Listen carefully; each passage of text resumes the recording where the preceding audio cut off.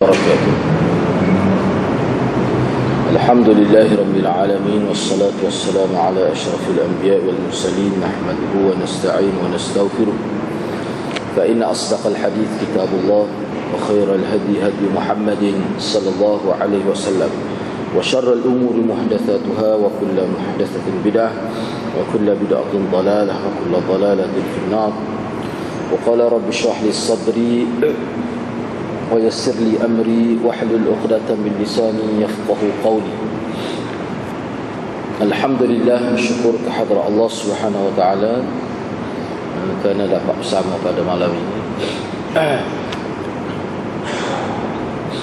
Jadi hadis yang ketiga, insya-Allah akhirlah perbincangan kita berkenaan dengan hadis yang ketiga. Jadi sebelum kita masuk membicarakan tentang pengajaran dan panduan hadis,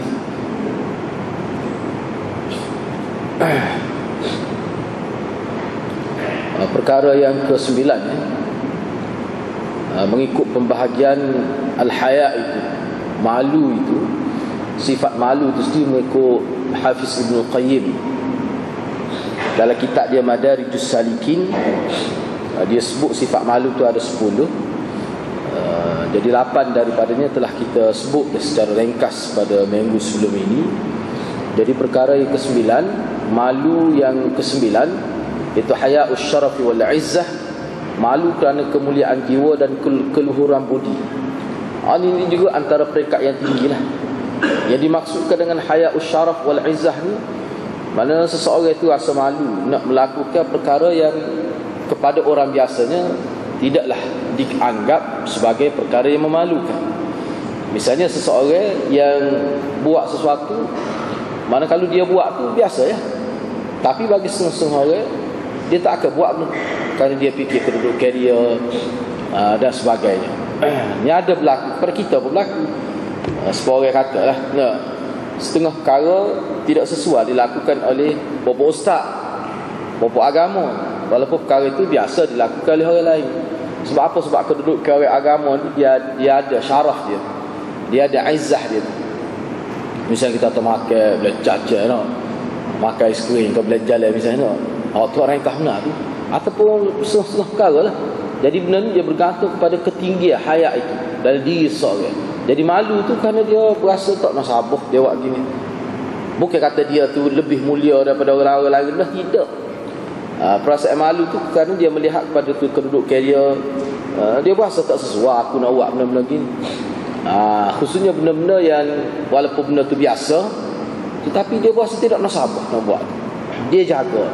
Dia orang melihat itu salah satu ketinggian budi dia. Misalnya jadi ni kerana syaraf dan izzah itu.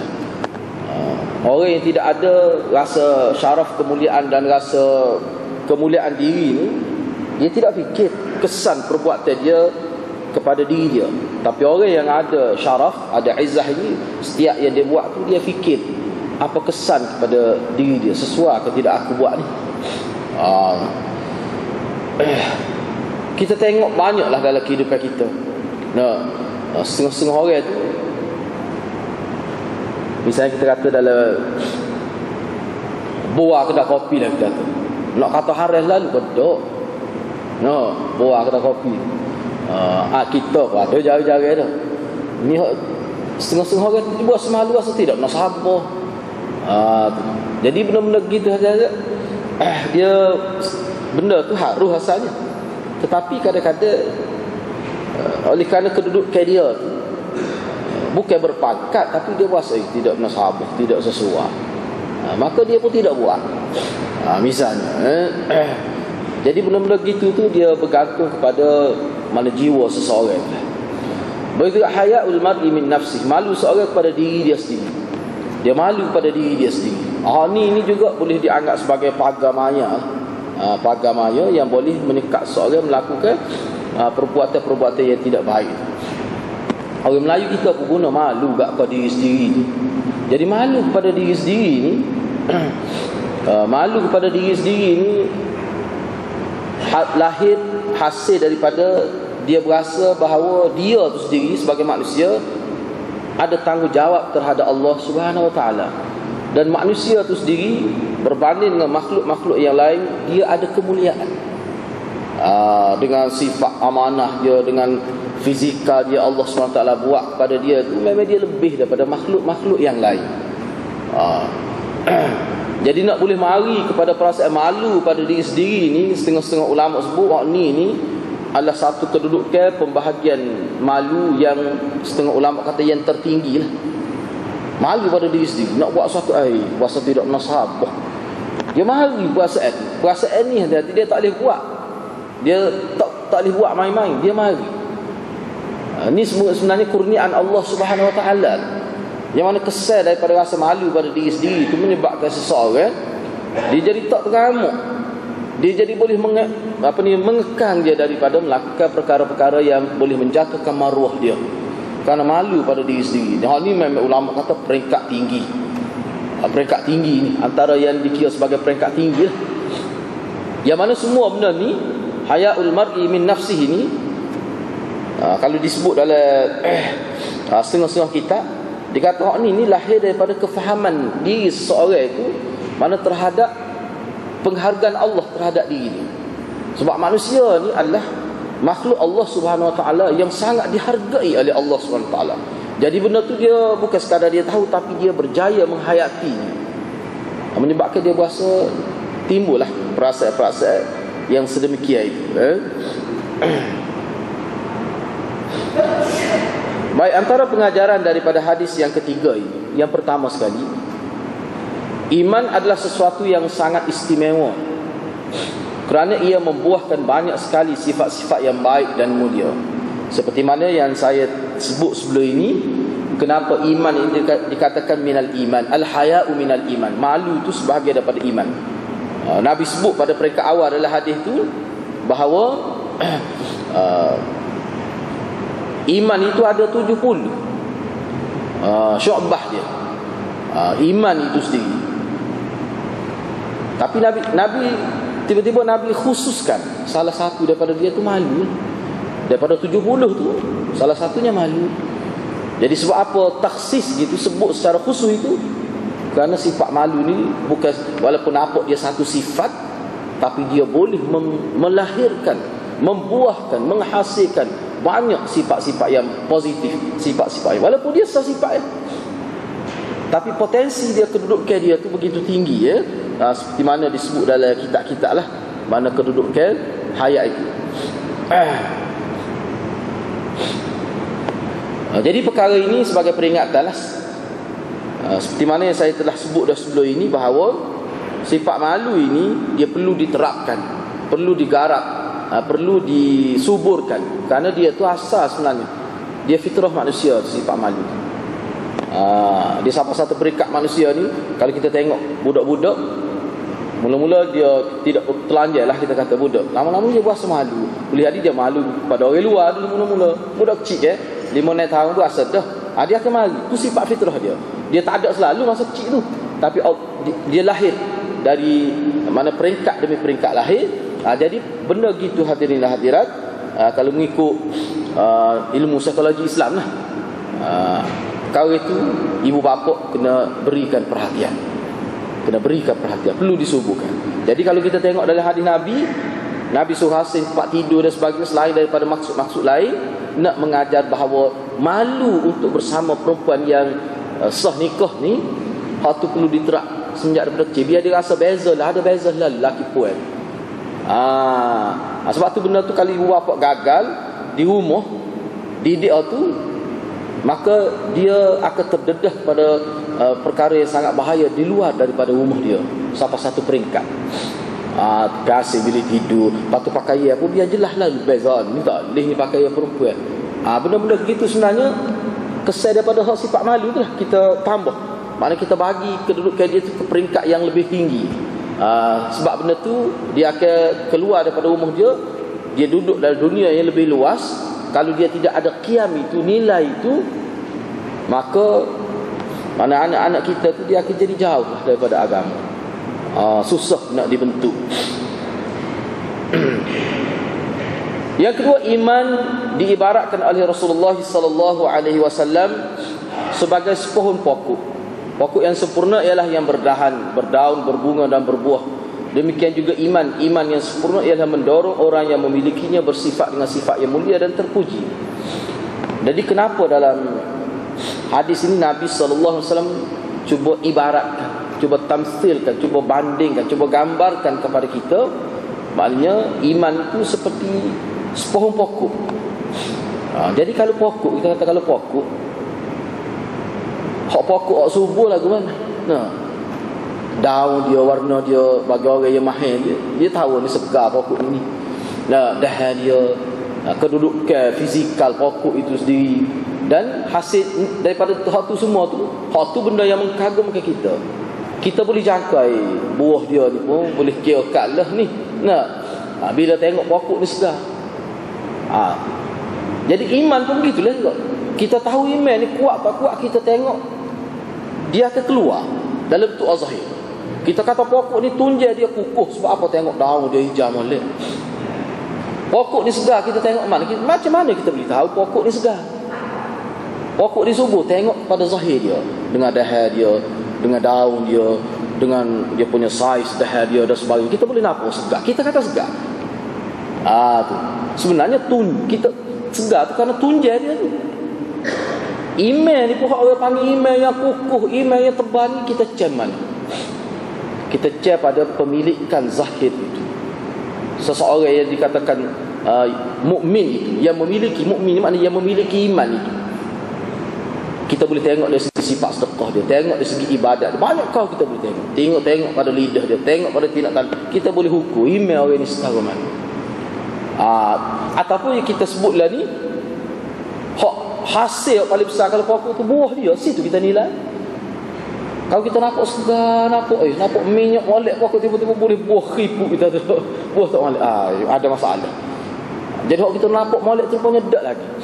Begitu juga kita ni, orang Islam nampak jauh main masjid ni pun, kadang-kadang kita tengok setengah-setengah sudut itu, nampak tak berapa comel. Maknanya iman dia tak ada lagi yang boleh dikritik, ada lagi yang dia perlu perbetulkan. Seperti mana pokok tadi, ada lagi yang perlu kita uji, analisa kenapa terjadi. Daun akidah, tiba-tiba buah, sedangkan buah tak paling perlu.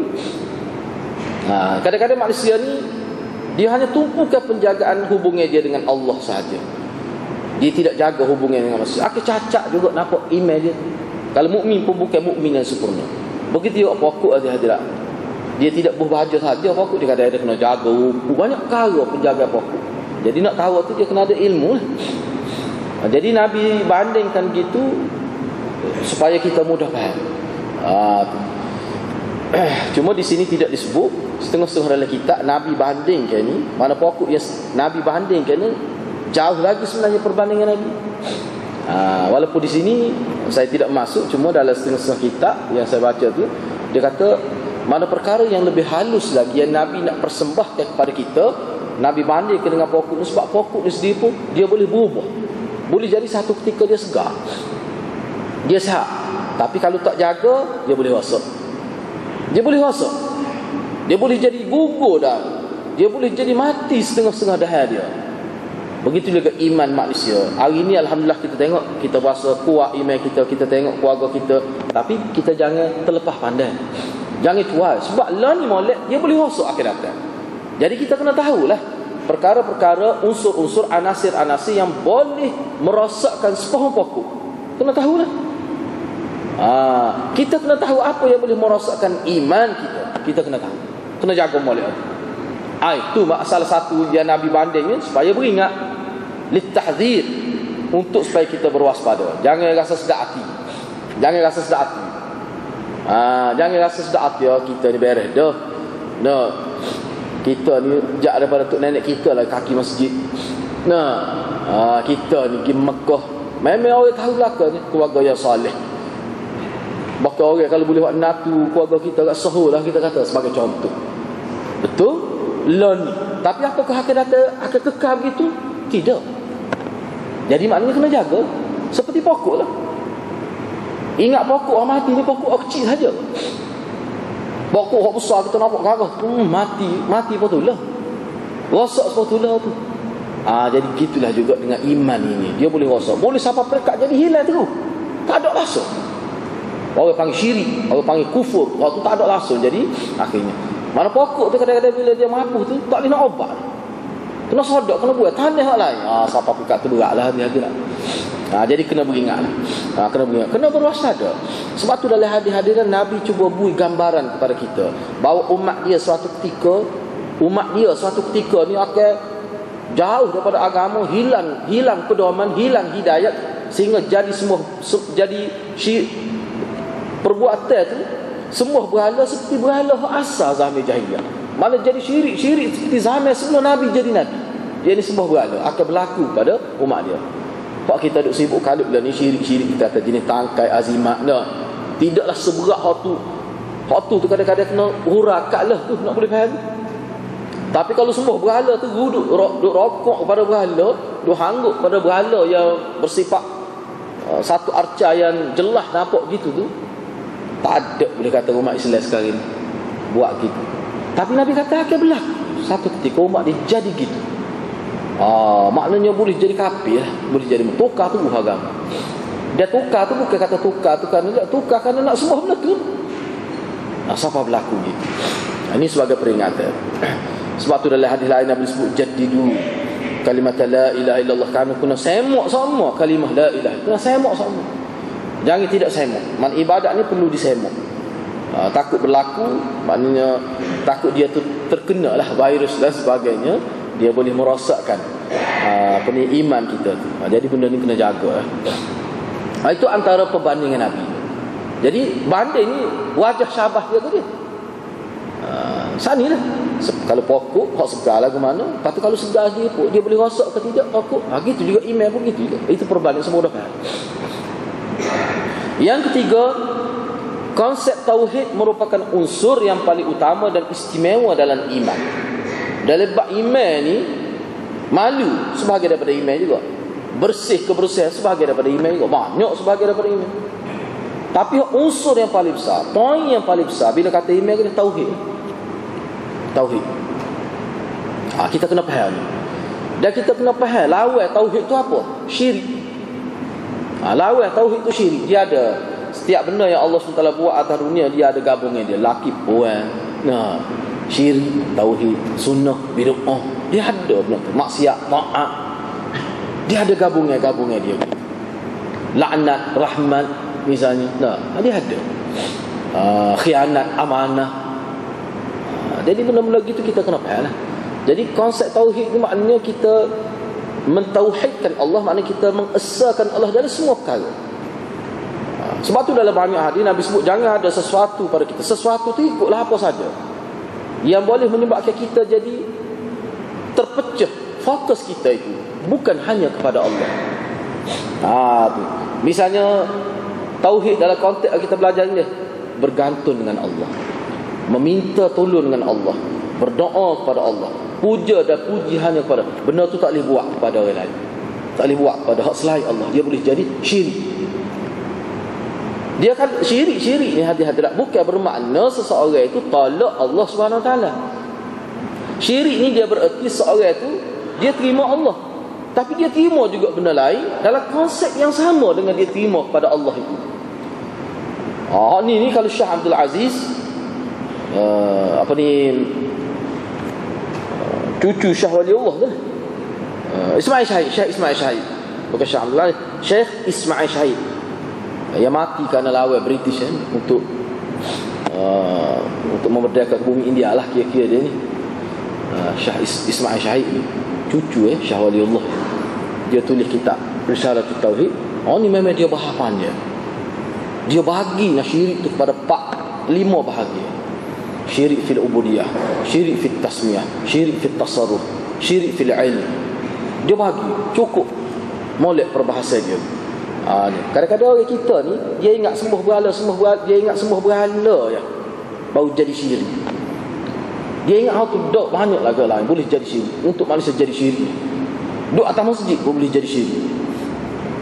Kalau ada sesuatu pada tubuh dia yang boleh memesuhkan niat dia, misalnya dia pakai azimah atau tangkai ke apa sajalah, bila berlaku satu dia teringat pada benda tu, seolah dia as-samad itu bukan kepada Allah saja, tapi kepada benda lain juga. Sebab tu dalam hadis Nabi sebut tu kan, Jangan ada pada tubuh kita sesuatu yang menyebabkan kita jadi gantung juga pada benda tu bila dalam keadaan syiddah, dalam keadaan terdesak dan sebagainya. Yang itu memang yang dia. Hak tu dia bergantung kepada kerana apa kita ambil benda tu. Misalnya contoh ni kita tidak nak ambil contoh jauh lah, contoh dekat dengan kita. Misalnya kalau kita pakai cincin lah, cincin hak biasa. Kalau nak accident kereta pun kita tidak teringat ke cincin zamrud kita, mau kita beli memang untuk perhiasan. Hak tu pun masa nikah itu misalnya. Tapi kalau kita beli cincin pun dengan maksud tu dah, kayu kokar misalnya. Beli tu bukan pak jual atau syarah berasa. Kita beli tu bukan tu dah. Dia boleh mengganggu tu. Dia boleh mengganggu. Sebab kita beli tu kerana tu dah. Sebab tu yang mendorong kita beli. Bukan kerana comel tak comel mana dia tu. Tapi kerana ada unsur-unsur mistik, unsur-unsur yang kira ada kegagahan yang ada pada dia tu. Boleh menghindarkan kita daripada ada kerana benda-benda gitu. Hal tu boleh membawa pada syirik. Bahkan dalam hadis sebut kalau mati ketika tu memang mati syirik. Itu adalah hadis. Itu adalah hadis. Itu adalah hadis. Jadi kena beringatlah, kena beringat. Sebab itu juga kita letak dinding apa ni, bahayalah tu. Berapa mana umat Islam kedai-kedai runcit letak dinding, tak tahulah ayat berapa, tunggal langgar, kaki pakatah ada tulis tepek dinding. Cuba fikir. Bila selepas dia letak benda tu takdir Tuhan hari tu ramai lagi. Dia kata mujarab. Mujarab juga. Tak dia tepek sekeping. Apa beza dengan Cina? Cina letak cermin. Nah, apa beza dia ada? Tak ada beza sebenarnya. Orang Islam ni apa ki jahil lah. Ki jahil kalau orang dia marah. Dia ada ikhtiar. Ikhtiar ni kaifiat ikhtiar tu kita kena bincang juhna dulu. Ikhtiar tu memang tuntutan syariat. Tapi cara ikhtiar tu kena bincang. Manusia jadi sesat ni kerana cara tu lah. Kaedah nak buat tu, hak tu yang jadi sesat, boleh jadi syirik, itu kaedah tu.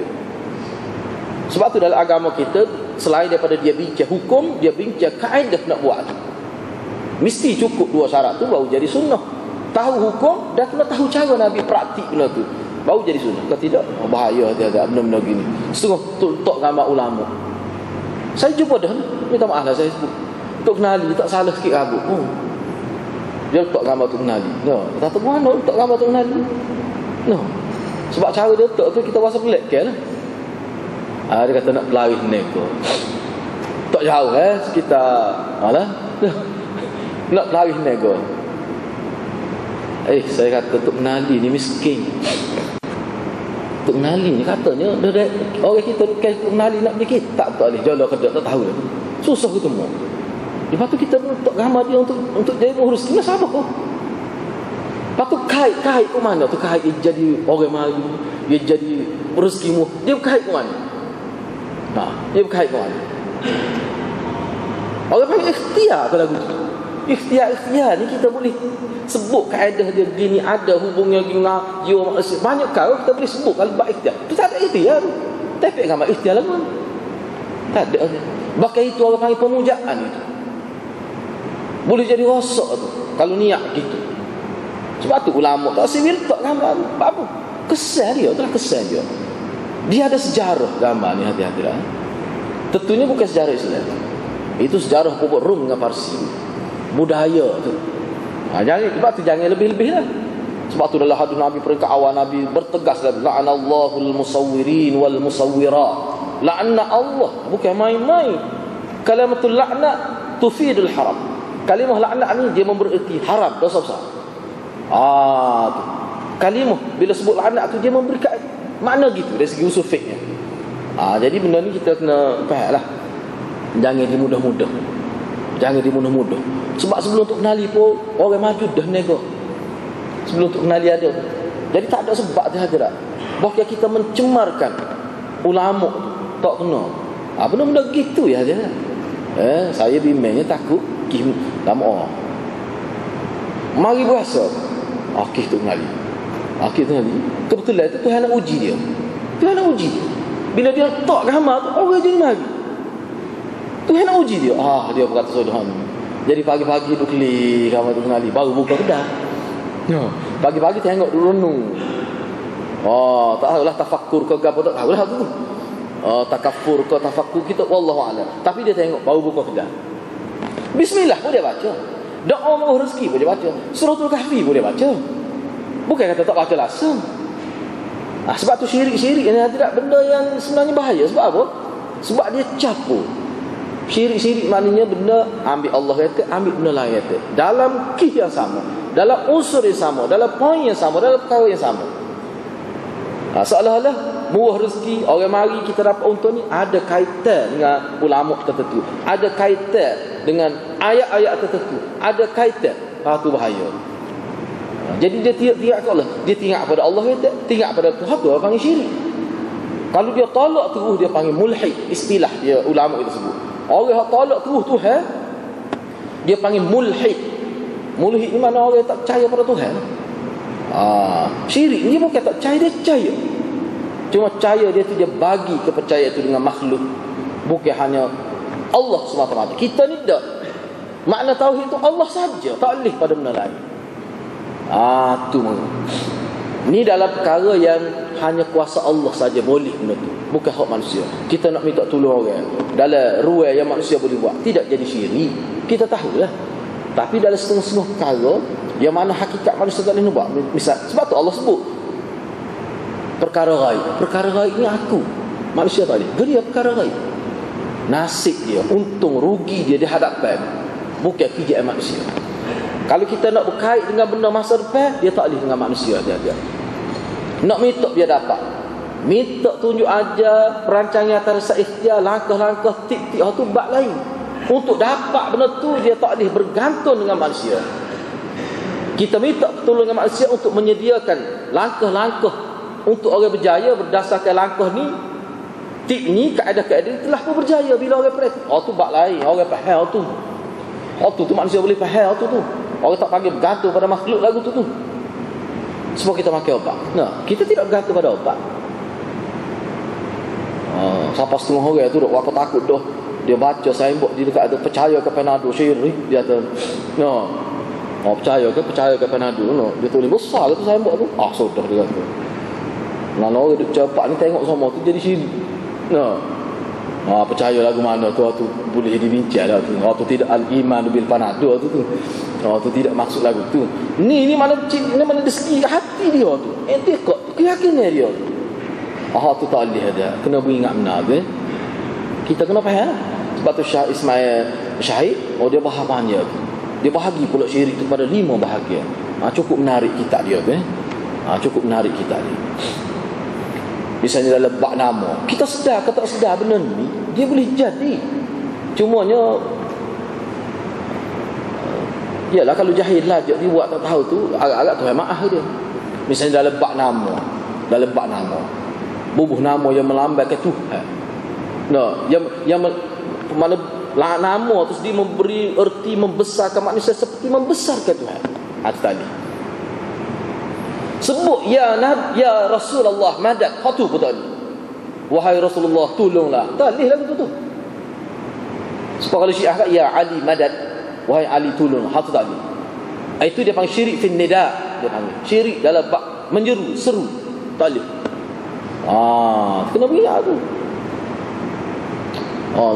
Dia masalah hiyah lah ni, masalah hiyah, huruf hiyah ni masalah dalam ni. Jadi kita pusing juga, bimbang juga. Dia bagi ya ni kena beringat dia. Dia start dengan ya tu kan, dia kena beringat lah. Jadi kau gini kadang-kadang kita jadi bimbang. Walaupun kau tak syirik lalu kau ke mana pun. Sebab punya ayat kata innas safinata la tajri 'alal yabasa. Yabasa. Dia perahu ni dia kalau duduk atas air soh dia bergerak. Tentu dia bergerak. Kecuali duduk atas darat yang kering kotor dia tak bergerak. Ni maknanya kita kena tahu gambar patu jenis puja kepada selain pada Allah ni, mana destinasi dia, dia ke siapa mana, kita kena tahu. Dan kita kena tahu juga sejarah manusia kalau duduk atas landas lagu ni sesak ke tidak, kemuncak dia ke siapa sih, kita kena tahu tu.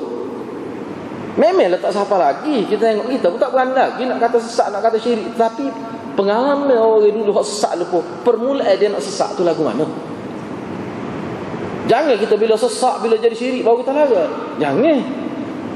Sebab tu umat Islam ni dia kena tahu lalu ni jadi lagu mana wujud jatuh. Dia kena tahu. Jadi hot tu pun dia kena sekat awal-awal lagi. Lagu tu jauh kita. Umat Islam ni memang dia lagu tu. Sebab tu saya normal kat dia tengok sikit. Nampak orang dulu sakut. Dia ada dulu Zatu Anwar, nama pokok tu. Dulu ada. Dia ada di tanah Arak dulu zaman jahiliah. Di tanah sepuh pokok, tak tahulah orang Arak ni, jahiliah ni, dia nak pergi dia pergi sakut. Apa ni, pedai dia. Sebab dalam anggap orang-orang Arab jahiliah bila sakut tu, dia macam dia memberi sedikit kuasa kepada pedai dia. Jadi ada juga di dalam hadis yang sahih. Jadi ada juga sahabat Nabi bila masa sudah dia kata, kalau orang kafir dulu ada Zatu Anwar. Kalau kita ni dia muka baru-baru, orang baru maklum nak juga lah. Katanya dalam riwayat selepas tu pokok tu nya cabut ngakak-akak senoma. Dia kata tak boleh, bahaya. Sebab apa? Sebab ni pokok ni dia mari daripada zaman tu. Kalau dia duduk kelih acak-acak bahaya. Jadi senoma ni lakah dia. Saya normal dia faham sebab dia pemimpin, dia tak boleh, dia kena jaga akidah rakyat itu. Dia cokeh ngakak-akak. Dia sama tanah siapa orang tak teringat pada pokok. Sebab manusia ni hadirat, dia bukan kuat semua hati jiwa dia tu. Masyarakat ni masyarakat ni hak terbanyak dia jiwa dia tu lemah. Dia sebab tu dia perlu dijaga. Sebab tu konsep politik Islam ni siasatul dunia, hirasatul din wa siasatul dunia. Jaga agama dan urus dunia. Orang panggil takbir urus dengan baik itu. Itu tugas utama pemimpin. Sebab apa? Sebab apa hadirat? Dalam huraian dia. Kerana rakyat ni umumnya dia terlalu lemah. Di segi akal dia, hati dia. Atau dengan bahasa mudah saya sebut sama rakyat jelata. Nanti ada yang benar sesak selalu. Tak ada tak apa. Ada sesak selalu. Sebab tu yang bertanggungjawab menyekat benar sesak ni selain daripada masyarakat, kerajaan.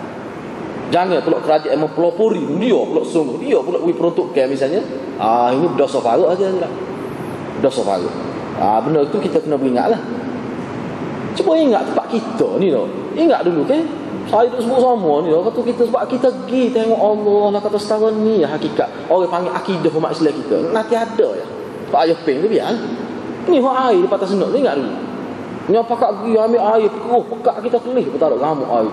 Ni ambil setengah tu buat minum, nak comor di tubuh, setengah tu mandi dengan air tu, lepas tu bilah pula nak pergi sekolah, biar apa, biar macam-macam lah, anggap dia. Ingat ada di batas senuk. Akhir sekalinya sodok ke majlis katanya kaya hak jual itu. Betul. Tulis itu saya pergi malam tu. Pukul 12 saya pergi pasal malam. Pukul 12 pasal malam. Pukul 12 malam tu pergi tu pasal malam penuh orang jual. Orang pengamal dia ambil air. Tulis dia lorong nak masuk ke tempat air tubik tu. Perempuan hit tak boleh masuk. Tepi tu kubur di sana pak kandai lembu. Lepas tu macam-macam lah cerita, rupanya dia masuk air ke bawah tu, air tu tak kering. Tubik sama pemata air. Jadi katanya ada air hikmat macam-macam. Orang kita pergi ambil air apa ustaz pada. Katanya ni yang saya kenal, gatal lebih anak dia kena nyakit kulit, comor air tu. Air tu kotor. Apa yang saya nak sebut sini lagu tu lah hakikat rakyat terbanyak ni. Nanti ada ya. Jadi kalau kerajaan, pemimpin masyarakat tidak main peranan, nyanyi pada masyarakat dia. Nyanyi pada masyarakat. Sebab tu Nabi kata kullukum ra'in wa kullukum mas'ulun an ra'iyatihi. Pemimpin ni dia ada di semua peringkat. Kalau pemimpin negara tak ada zaman perang pun dia tetap ada pemimpin peringkat ni. Ayah dia ada mana-mana walaupun tak ada kerajaan. Walaupun tak ada kerajaan, dia ayah tu ada. Ayah tu pemimpin. Sebab tu Nabi kata, maknanya pemimpin hakikat sebenarnya dia akan ada setiap masa. Walaupun pemimpin negara tu tak ada, zaman perang tu tak ada pemimpin, dia tetap ada pemimpin. Itu maksud kullukum ra'in wa kullukum mas'ulun an ra'iyati. Jadi makna tanggungjawab dia tidak hilang. Ada semua hadirat. Jadi benda ni kena beringatlah. Kena beringat. Bagi orang nak jadi wakil ayat nanti dia kena ingat benda lagu. Berat tu. Nak jadi ayah ni pun berat dah. Nak jaga ni rakyat kita ni mana orang ya. Hak tu pun sakit kepala. Geruk dah telinga mikir tu. Kita terus. Lepas tu kalau jadi tok ngulu pula lagi berat. Jadi tok email, lepas tu jadi wakil ayat. Berat juga, berat. Berat tu kita kata sebab dia disoal oleh Allah tu kita kata berat tu. Jadi nak jawab tu lagu mana tu dah. Benda-benda gitulah. Yang itu main. Sebab saya duk tengok lah ni fenomena di Indonesia kita ni banyak masuk benda-benda yang kita rasa bercanggah lah dengan agama kita. Jadi kena beringat. Tak sebab tu selagi umat Islam pergi pada Quran dan hadis, insya-Allah dia selamat. Ni masalahnya pergi Quran dan hadis, tetapi nak takwil secara fasid. Hak jelas lah mana hak jelas. Kan dalam hadis sebut Islam ni jelas. Islam ni jelas. 10 bulan purnama di tengah pada pasir, tak terlina walaupun selah daun. Duduk pada pasir pun malam 15 lah mana. Tempat kita boleh ada pokok tu, pokok ni bangun di pada pasir. Tu Islam Nabi gambar. Jelas. Terang apa. Bahkan kalau buta celak pun dia berasa cerah sikit pula tu. Terang tak terang agama. Dia pun. Jadi maknanya tak ada keliru hadirat. Hakikatnya tak ada keliru agama. Jadi keliru tu apa? Dalam Quran pun sebut sebab dia suka ikut benda mutasyabihat. Benda-benda hak tak jelas, benda-benda hak pertikaian, dia tumpu pada hak tu. Hak jelas ni apa tak cara. Banyak mana lagi yang kita tidak ikut dalam agama. Jadi kalau orang sebut, tak boleh ke? Apa tak boleh ayat dulu lagi. Jadi sok je pula kita kena cari lain ayat tu. Padahal benda tu dah kata tak jelas, kasar tu. Benda tu tentunya Nabi tak buat tu. Benda-benda gitu saja. Jadi umat Islam ni dia kena ada satu sifat, dia kena berlapis dada dalam bab benda-benda gini. Setengah-setengah perkara tu iyalah perlu bincang panjang lah. Setengah-setengah orang kalau bincang dia boleh faham, setengah-setengah orang dia tak boleh faham. Tu masalahnya. Hak Nabi lah ke mana? Cara Nabi. Misalnya kita sebagai contoh kita kata, kalau saya kepada Nabi, tidak pernah dipraktikkan saya ke Nabi. Sahabat saya paling saya Nabi lagu mana dia? Baca, tengok dalam kitab. Lagu mana sahabat buat. Lepas tu kita buat dah tu, tidak lagi. Lepas tu kita nak ambil hal lain. Itu masalahnya. Sebab tu ulama kita buat kaedah bila berlaku khilaf kena rujuk pada Quran dan hadis. Dia hadirat dalam konteks agama bila berlaku khilaf sebab dia ada nampak bercanggah, maka berlakulah khilaf. Kalau benar tu jelas ada nah, dia tak berlaku khilaf. Tak ada khilaf hadirat. Tu. Contoh kita kata Quran dengan makna tahar, dengan makna tuhurun wa haidun. Berlaku khilaf apa? Kenapa pakai yang makna situ dua? Quran ni apa dulu berlaku khilaf? Maknanya dia ada nas lah. Jadi boleh berlaku khilaf. Apa tak sahabat tak ada sedekah ni dalam konteks agama ni, dia bab ibadat ni. Bila berlaku khilaf rujuk pada asal. Tu cara agama. Ni kita tidak. Bila berlaku khilaf, kita tidak rujuk pada Allah dan Rasul, tidak rujuk kepada hadis, tidak rujuk pada sahabat. Tak. Kita rujuk kepada yang lain. Itu punca dia. Jadi benda-benda kita kena ingat. Kena ingat ada. Kadang-kadang setengah-setengah tu dia menyentuh tauhid. Itu kita bimbang tu. Khususnya dalam bab tertentulah yang berkait dengan misalnya bab tawassul dan sebagainya. Baiklah, perkara yang keempat, iman menuntut kita menjaga hubungan dengan Allah SWT dan hubungan sama manusia. Dalam hadis ni sebenarnya disebutkan dengan iman, sebut tentang iman. Kemudian disebut imatatul azza, misalnya imatatul azza anit tariq itu paling kecil lah, paling kecil, paling rendah bahagian iman, syu'bah iman, juzuk iman yang paling mudah dibuat kalau kita nak terjemuh, yang paling kecil kalau saiz dia nak berbanding dengan lain. Mana kita buat duri di jalan raya, duri itu satu contoh. Mana kita jangan selain daripada dengan erti kita, kalau ada benda yang mengganggu orang kita buat, dia juga memberi erti jangan kita mengganggu jalan raya tu. Sama ada dengan cara kita parking tak betul ke, dengan kita mengalirkan air pada jalan raya menyusahkan, termasuk belaka tu hati-hatilah. Hak tu hubungan dengan siapa? Hubungan dengan manusia. Jadi iman, bila kata iman kepada Allah ni, dia hakikatnya bukan kepada Allah saja. Dia ada tuntutan dia. Apa dia? Jaga hak manusia. Mu jangan jaga hak aku saja. Mu kena jaga hak aku dan hak manusia.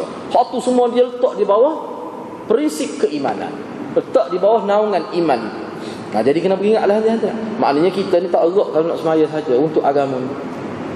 Tak erak lagi Mekah saja. Kena ambil cana juga terhadap jiran tu. Kena ambil cana juga pada rakan sekerja di pejabat tu. Perasaan orang lain kena ambil kira belakang. Sebab itu juga tuntutan keimanan. Yang kelima, tuntutan iman tidak sama tarafnya.